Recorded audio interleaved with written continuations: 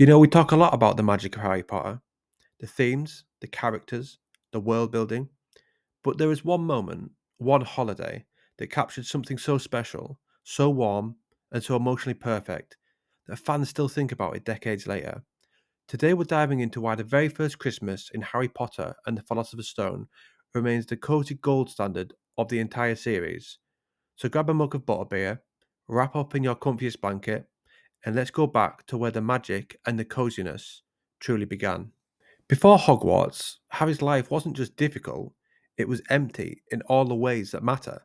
The Dursleys didn't just mistreat him, they denied him joy, they denied him warmth, they denied him the feeling of being wanted, and they denied him love.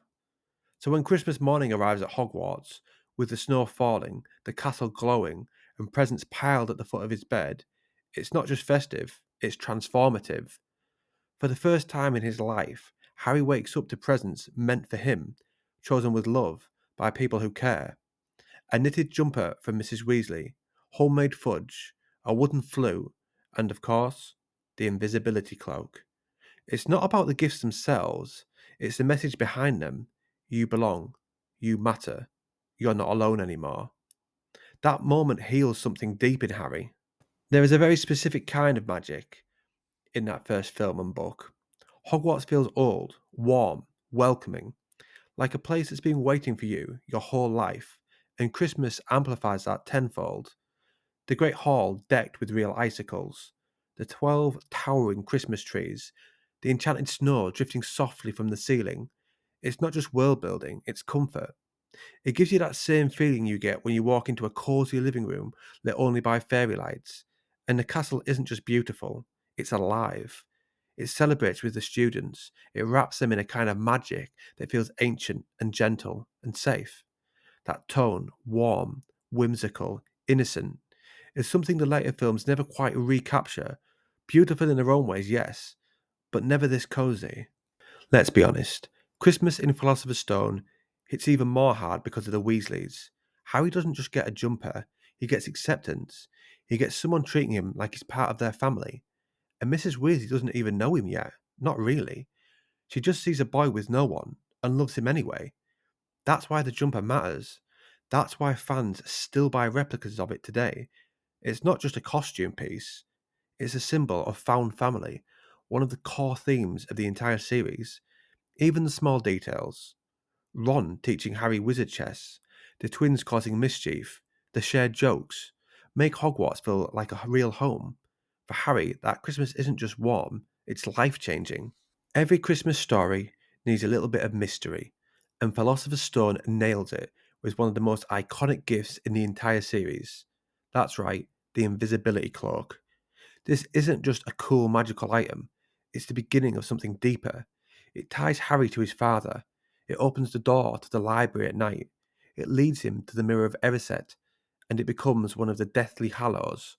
But in that moment, on that morning, it's simply another surprise waiting under the tree, another reminder that there is more to this story and more to himself than he ever imagined.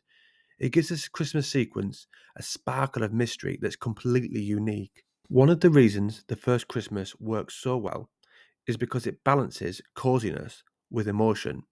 Yes, Harry gets joy. Yes, he gets warmth. And yes, he gets belonging to a new family. But he also gets longing to a family never known. When he finds the Mirror of Erised, he's confronted with the one thing Christmas couldn't give him: his parents. That moment is gentle, heartbreaking, and deeply human. It adds depth. It reminds us that magic of the season doesn't erase pain, it simply gives us the warmth to survive it. This mix of sweetness and sadness is why that Christmas sticks with us. It feels real. So, why does Harry's first Christmas remain the cozy gold standard?